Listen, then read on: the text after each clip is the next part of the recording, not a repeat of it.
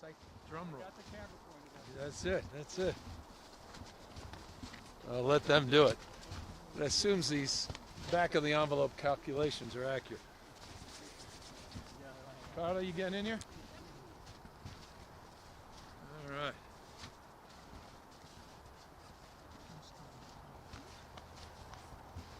Welcome everyone, and thanks for joining us at this early April snowpack reading.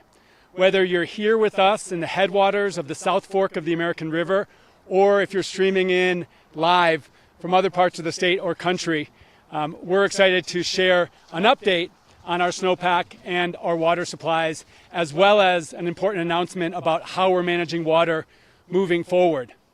Now look, it's great to stand on snow right now, and it's great to need snowshoes to be able to observe this manual snow survey. This is good news. The snow under us will melt in coming weeks, find its way into the American River, into Lake Folsom, through the Folsom Dam. It'll pass through the lower American River, past the city of Sacramento, and joining with the mighty Sacramento River will provide water for people and nature across California. Now, many of us growing up learned the old adage, April showers bring May flowers. Well, in California, we know that winter snows bring summer flows. What this means is that across 400 miles of the Sierra Nevada range, in coming weeks, this snow will melt in countless streams and tributaries into rivers, and that snowpack will turn into water to provide drinking water for upwards of 40 million Californians, the lifeblood of our agriculture sector and our economy, the fifth largest in the world. Water that literally defines the home for fish and wildlife, and remarkable ecosystems across California that are the richest and most diverse ecosystems to be found in the world. So this is an important day. One, because we'll hear from experts at the Department of Water Resources about what this specific snowpack means for water supplies and the health of our rivers in coming months. But it's also an opportunity to underscore that this reality is changing. This reality has been changing, and it continues to change, and it will accelerate.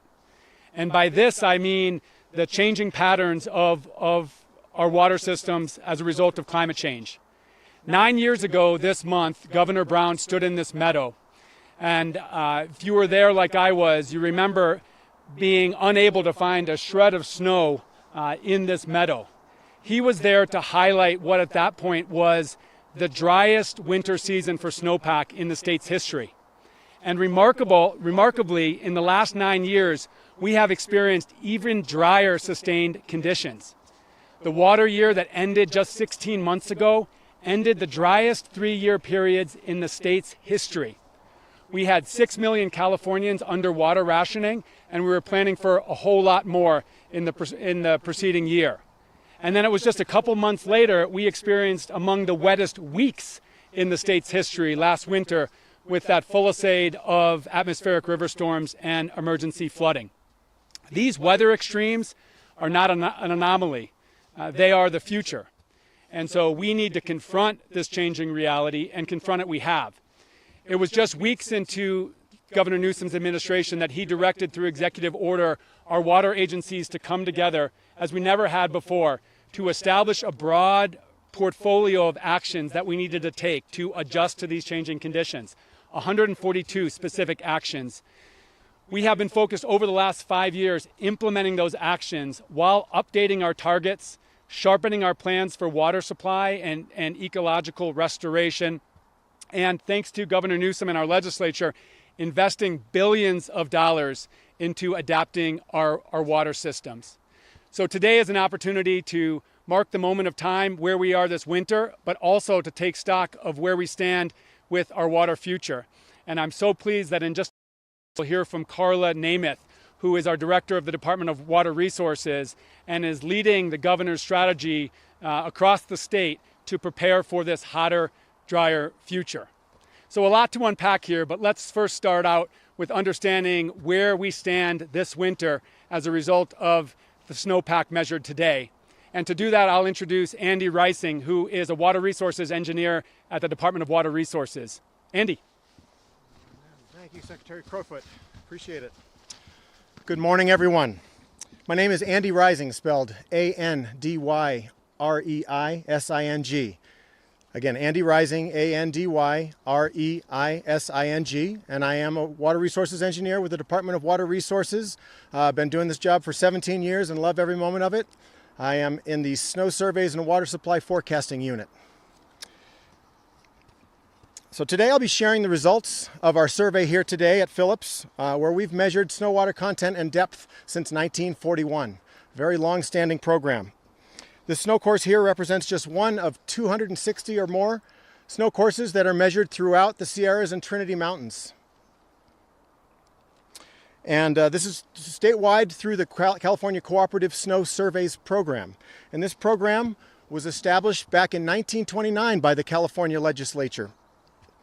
And it's a program that the Department of Water Resources has overseen since its inception, and it includes a cooperative group of more than 50 federal, state, local, and private agencies. It's a great group of folks.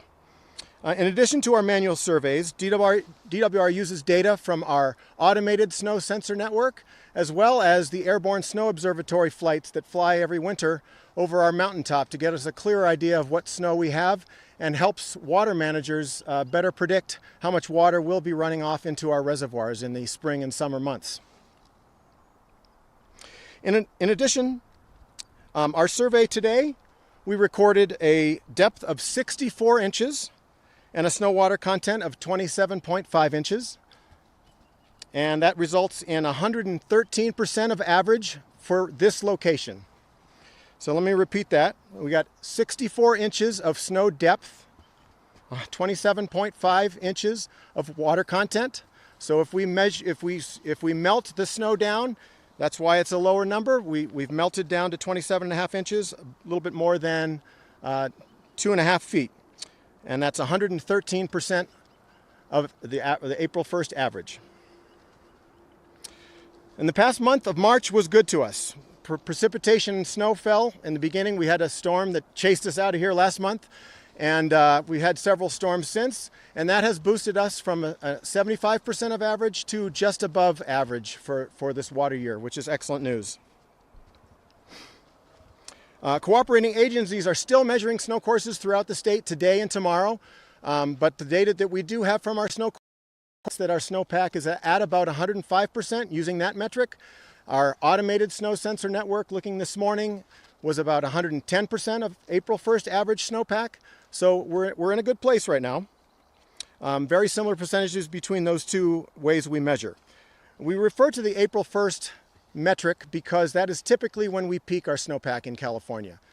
Climate is changing that slowly, but it is something that we've used since the program began, because typically we're accumulating snow through the winter months, and about April 1st, the sun and the radiation start taking over and start melting off our snowpack. The storms are less and less as we move towards spring and summer.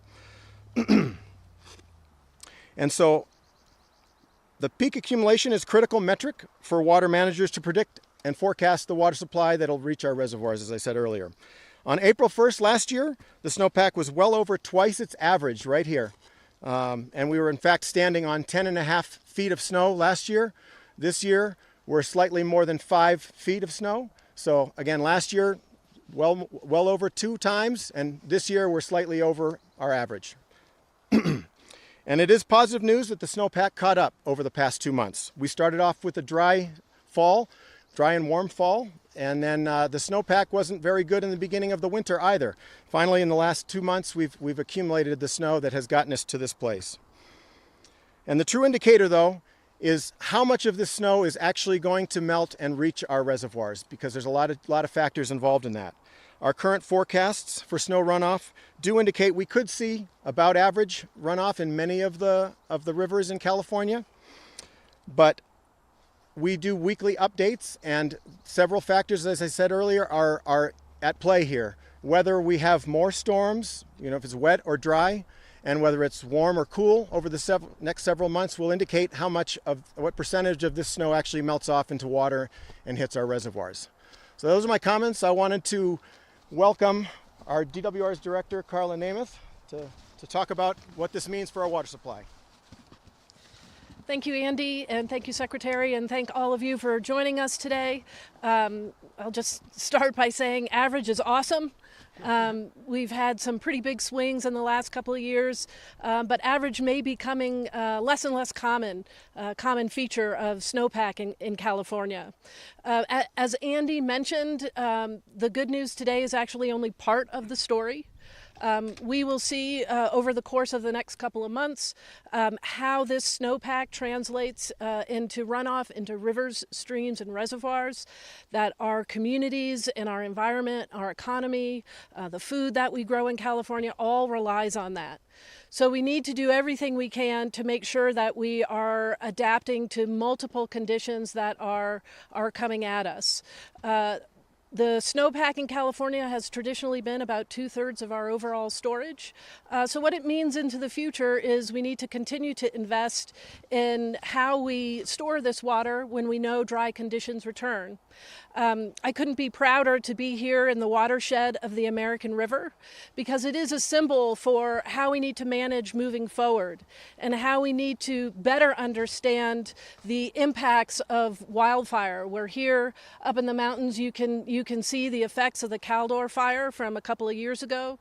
That has a material effect potentially on how the snow melts and how it evaporates and whether or not we're ready downstream to capture it. And that is why I'm incredibly proud to introduce our governor, Gavin Newsom, to talk about the California Water Plan. And that is the plan for how we manage California's water supplies. We update it every 5 years. And this year we have a very intensive focus on how we manage for climate resilience, how we do that for all Californians, no matter where you live. And the key to that is doing that at the watershed scale. So I can't think of a better place to talk about the importance of a watershed scale approach.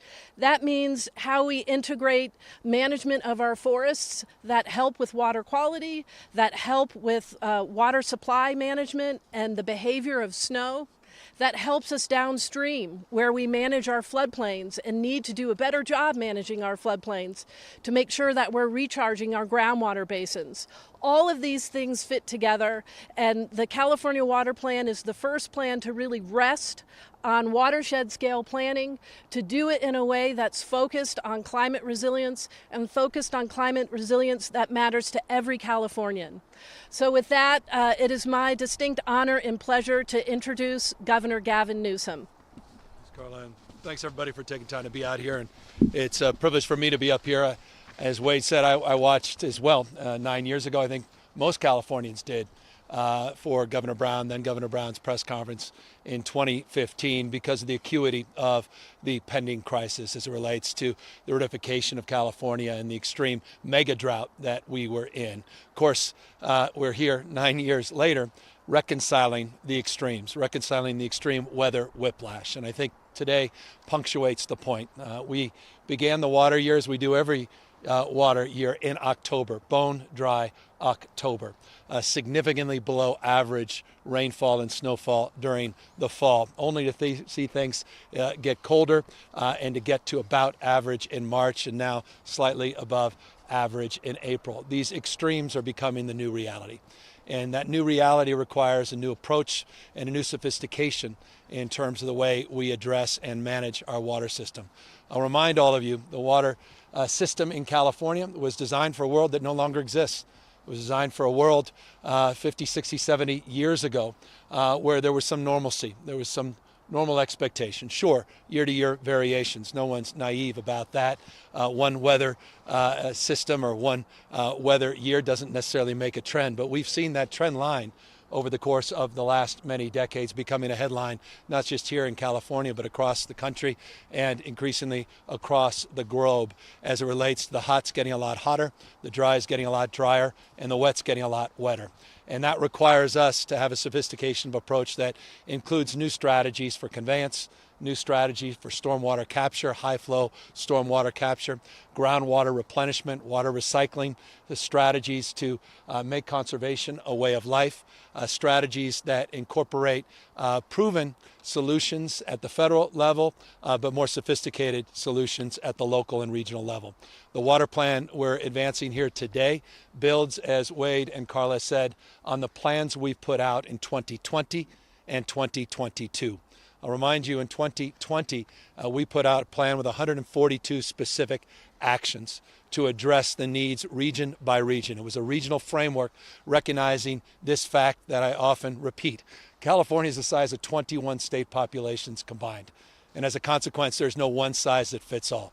So this notion of bottom-up, region by region, and focusing on localism and local strategies and solutions is the framework, the backbone of our strategies.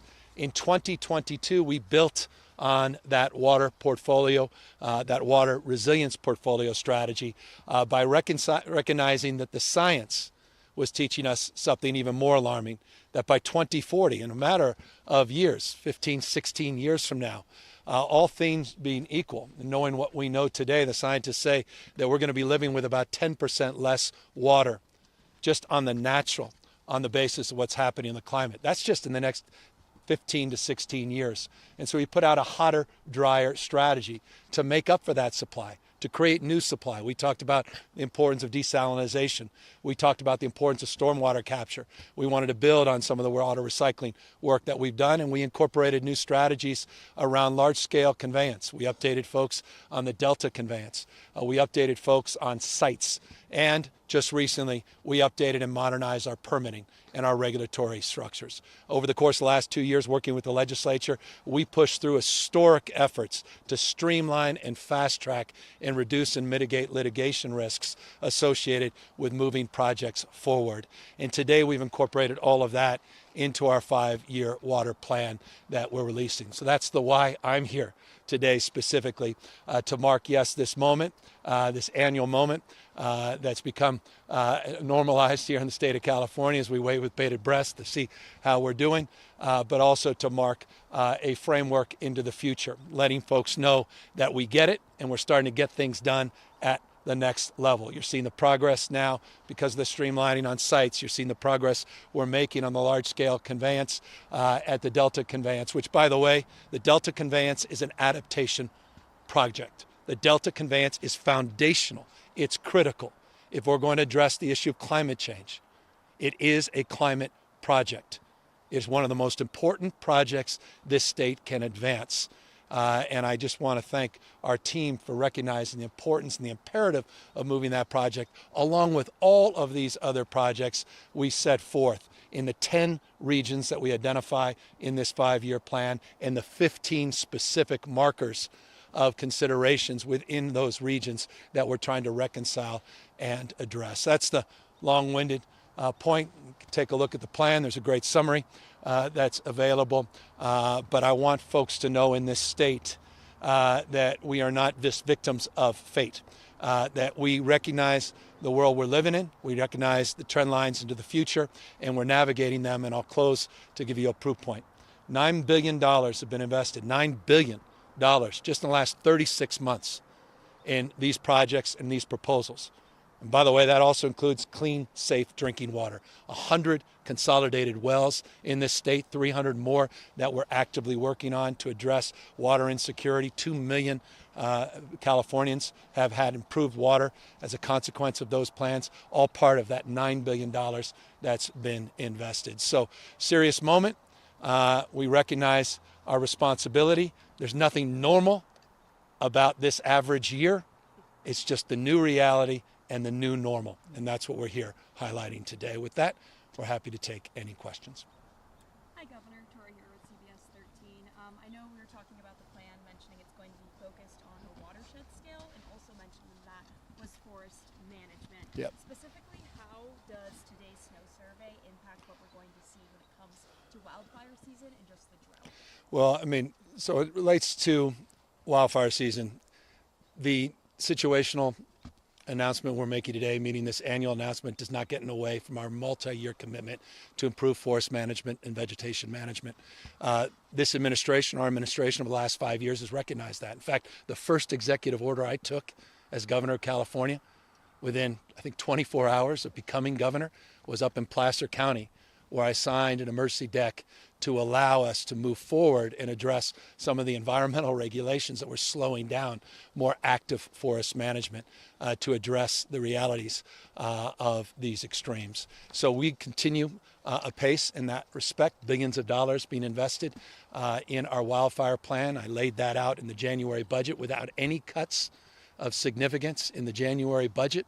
I hope to maintain that. We'll see where the revenue comes in the May revise to continue those efforts. But I think it's important. I mean, we're here, the Caldor fire, in the symbolism of this, the substance of being here. You compare and contrast just a few years ago, the Phillips family's been here since the beginning of time. The great grandmother that founded this site, or at least established her footprint and the family's footprint on this site, recognize the world's changed and we need to change and adapt with it. And active forest management's a big part of that, including work that I've done with Wade and others.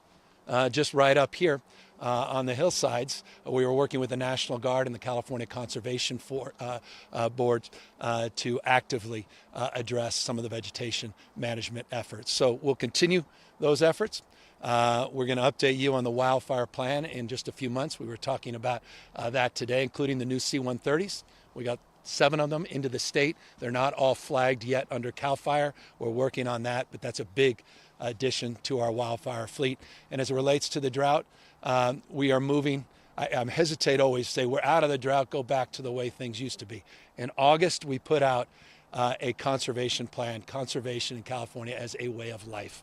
And I would point you to that August 2023 plan, because we want to enshrine some of our world-leading efforts, really, on water conservation and make that a way of life. But clearly this advances multiple years, 200% last year, 100+% this year. We're in a different place than we were. You can take a deep breath this year, but don't quadruple the amount of time in your shower.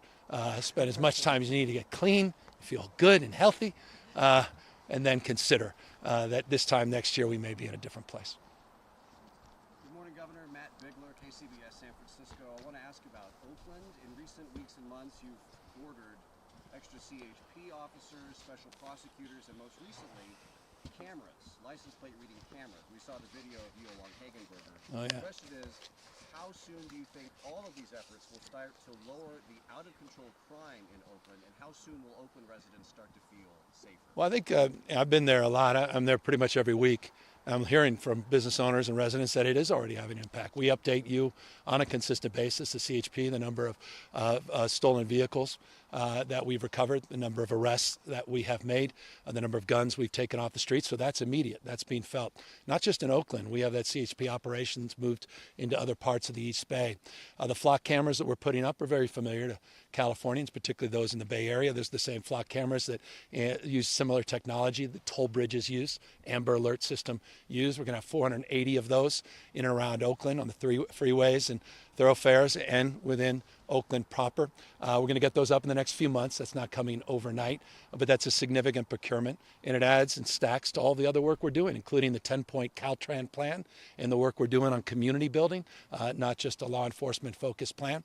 And as you noted, and I appreciate your reference, we have JAGs that will be coming to support the District of Attorney, and we're working with the state DOJ, Rob Bonta's office, to also aid in the prosecution of cases in Oakland as well. So it's all part of a multi-pronged plan. I said it wasn't going to be episodic. I said it wasn't going to be one-off. And I think the proof point is in the frame of your question. We've been there for consistent announcements, and we'll continue to be there until we feel like Oakland on their own can take the baton. We did something similar in San Francisco. We feel like San Francisco directionally is moving in a very positive way and place. And just to preview, we will look forward soon to making additional announcements in other cities throughout the state of California to address some of their concerns as well. I know you're working on negotiating early budget action, later budget action. Is there anything at risk in this space? I know you mentioned mentioned trying to avoid cuts This in space. January, but in this overall climate, water management resources space, that is at risk with the budget situation. Well, too early to tell. I mean, you saw the detailed hour-plus presentation in January of the plan. You've seen the Senate's detailed plan, the $17.2 billion. You've seen the plan from the Assembly that's approximating that number as well. We're working on the final details of that in real time, as you suggest. So those are familiar issues. We're waiting for the new cash numbers, not only from March, but the key ones in April. And then we'll have a very tight timeline between that and the May revise, and that will reveal itself. But I don't want to overpromise on the basis, particularly those February numbers, but I don't want to indulge in speculation either, because in those February numbers captured some good numbers, good news, the $1.2 billion that was captured in prepayments that did portend some positive news, but again, too early to tell. And then just a quick follow-up on early budget action. Any update on where those talks stand? I just can't impress upon you more how impressed I am with the leadership of both the Assembly and the Senate. I know that doesn't make for good news. We all like controversy, but it's newsworthy when everybody's getting along during challenging times. And I'm just really proud of the new leadership that have taken this as seriously as they have and are moving as few legislatures have in the past that have addressed budget shortfalls with assuredness and fortitude and focus, recognizing that this will be the first of the many efforts we'll need to take over the course, not just the next few months as we land a budget, but over the next few years to right-size the anomaly that was the last 4 or 5 years of just massive surpluses, the likes of which no jurisdiction on planet Earth has ever seen. I'm just not aware of a subnational government running $177.7 billion operating surplus over a 24-month period, only to see that anomaly get normalized, but with a deficit that now requires us to balance in so many ways, isn't it? The budget, the expression of the story we're trying to tell here as it relates to weather. And interestingly, the budget deficit in many ways was a reflection of the weather story, because it was the delay from the IRS that led to the unknown. And that delay was not just here in California in the tax receipts because of the extreme weather and major flooding, but was also expressed across the country and had an impact on the federal government's estimates as well. And Mr. Governor, thanks for taking the time. Secretaries and Engineer Weiser, thanks for taking the time as well. I'm going to ask you just about the 5-year plan. I got to read it, but in the sense of the... It's only a few hundred pages. I'm so excited. Yeah, maybe I'm going to test you on it when we're done. Anyways, I was going to ask in the sense... There is a summary. I recommend the summary. Good, I will absolutely take a look at that. In the sense of the plan, in the sense of the reservoirs, I know you mentioned Sites Reservoir. How many new reservoirs are we talking about in the next 5 years? Right. And then just overall your message to the people of California about this plan. I know you're talking about it here, but you know, when people in Southern California and Coachella Valley, elsewhere, say, oh, we want new reservoirs, and we need this, we need that. What's your message to them? Well, we're going to build the first new reservoir in half a century in California. We're fast-tracking that under a new permitting regime that we promoted. I think they're very pleased that we're finally seeing progress on sites. We're seeing real progress on conveyance with the Delta Tunnel. I right-sized when I first got here 5 years ago, and my goal is to get that permitted by the time you kick me out. Now, you know, we never know. We got this new recall. We'll see. But give me 3 years, and I'll get that done. At least that's my goal. Don't hold me completely to the exact month, but within a margin of error. The hope and expectation is as well to allay the concerns not just of those that are looking for more above ground storage and new conveyance, but also those that believe in more natural solutions, the natural infrastructure. One of the hallmarks of this plan is the integration and the connection between built infrastructure and natural infrastructure. The connection between rivers and watersheds, the connection between meadows like this and forests, and how they connect to the backbone of our system, which is the State Water Project and the Central Valley Water Project. And that's laid out and specified in here.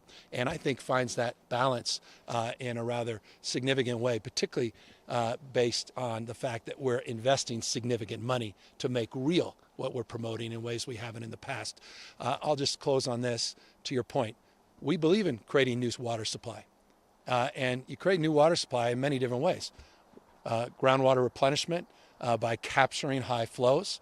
And you saw the executive order I advanced a year or so ago, and then the other work we're doing with the legislature in that space that's showing progress and promise, not close to where we need to be. The desalinization work, brackish desal, not just the old school desal on the coast.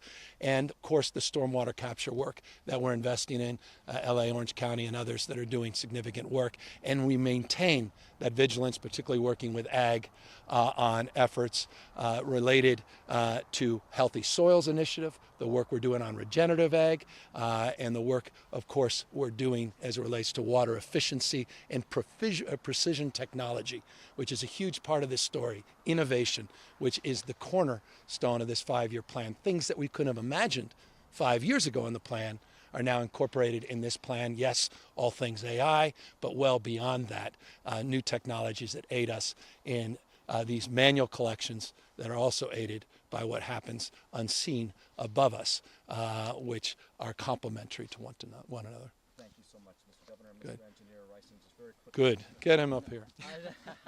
Just very quickly, I want to make sure I understood logistically, make sure our reporting is accurate. You say that obviously Phillips Station here, Northern Sierra, 113% of average. What is the statewide? I heard 105 and 110. What was statewide average? We're not complete measuring the snow courses. That was 105, but the snow sensor network this morning was measuring 110. An actual precise number is not really what we're after. It's more relative, but it is above average, 110%, we'll say. Yeah. Above average. That's your headline. Above average. I'll take it.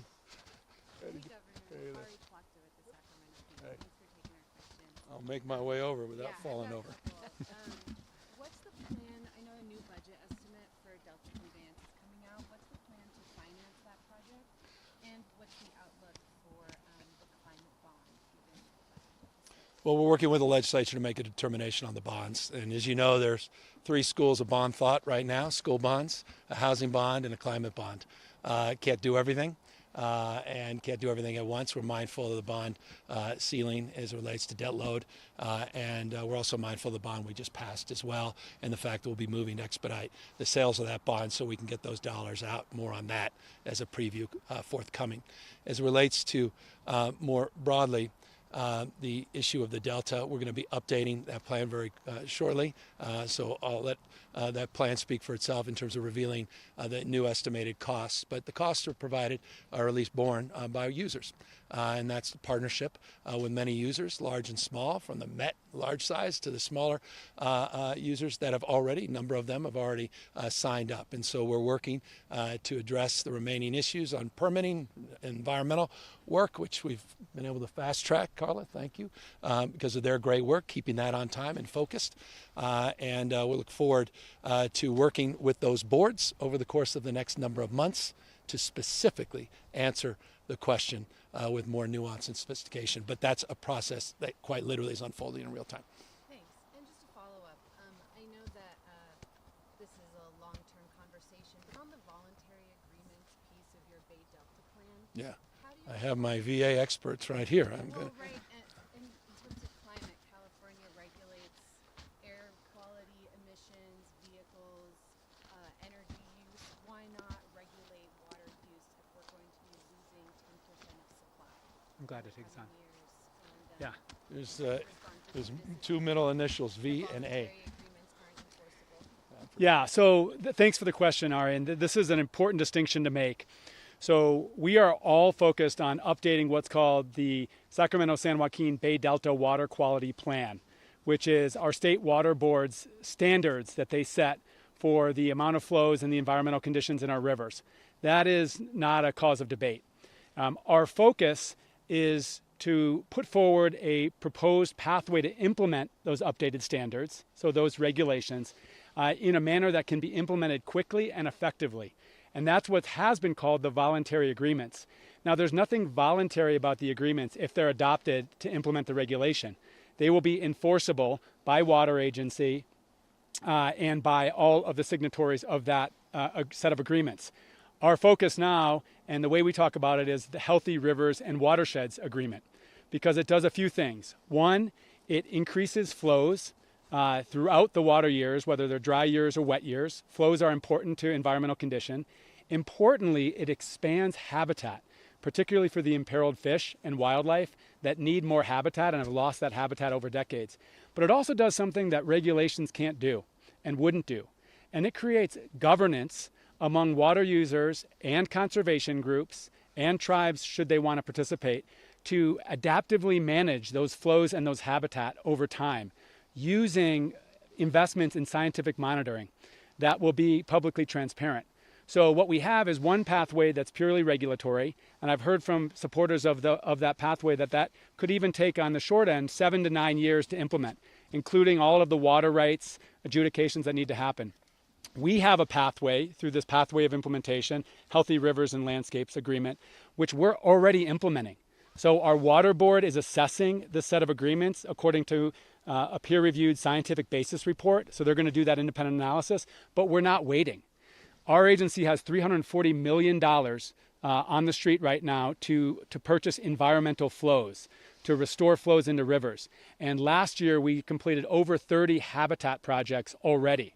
So we're not waiting for the adoption of that approach to update the regulations, because as we've talked about today, the climate's not waiting for us. And so we need conditions, we need to improve conditions for the environment. That's not only beneficial for those ecosystems, the fish and wildlife, it's beneficial for those water agencies too, because the more that we can recover salmon, we can recover these endangered species, we stabilize our environment, the stronger and more predictable regulatory environment that provides for water supply. So we're very bullish. We're working through that water board process. While we're not waiting or sitting on our hands, we're taking these actions now. Amen. We talk about the old binary. We're just moving past the old binaries. And when I got here, it was a litigation posture, back and forth, zero-sum game, no real progress. What he just expressed, I think, is the right path, stubborn as it is, and I get it. It's a give and take, and I'm really proud of the work they've done on these voluntary agreements. And look, I'll just close on this. Enjoy the day, by the way. My gosh. But it's been a privilege to work with all the folks you see behind me, and their sincerity and their intentionality in terms of trying to address these issues and work through. I mean, all these stuff. None of this is easy. Water. I mean, you can go back to every good Mark Twain quote. This is some of the most stubborn and challenging issues that exist, not just here, but all over the Western United States. And I'm really proud of the leadership here in this state. And I recognize we have a lot of work to do. And there's a state of mind around flexibility and adaptation and moving away from zero sum. With that, we all wish you a wonderful day. And we hope you all have a snowball fight before you leave. Oh, wait, there's one more. Because ABC 10 stands for you. Yeah, that's right. All right. Sorry. Okay, good. Okay, yeah, sorry. Okay. Okay, sorry. But just want to ask you, Governor, we know there was a delay to the state of the state. When will you be holding that? And then also, what's the plan looking like? Last year you did a tour. Yeah, which was a lot of fun. I think I did 25 states of the state. I was in every part of the state. And actually, I thought that connected in a way that one-off speeches don't anymore. These are not the State of the Unions. Even the State of the Union is not what it once was. And so I appreciate you even asking me about when the State of the State is. So working with the legislature, they were obviously on recess, and we're looking to land that. The most important thing was what we stated at the time was to get an early budget deal. We were able to do that on the day that the speech, at least directionally, an announcement with the leaders of both houses on the same day that the State of State was supposed to occur. And we now have a state of Prop 1, which is not inconsequential. If you ask the voters what are the top 3 issues in the state, they're going to say issues of affordability, housing, homelessness, issues around substance abuse and mental health. Those were foundational in that reform, and now we have clarity. And so we'll have a lot to say on that and the budget.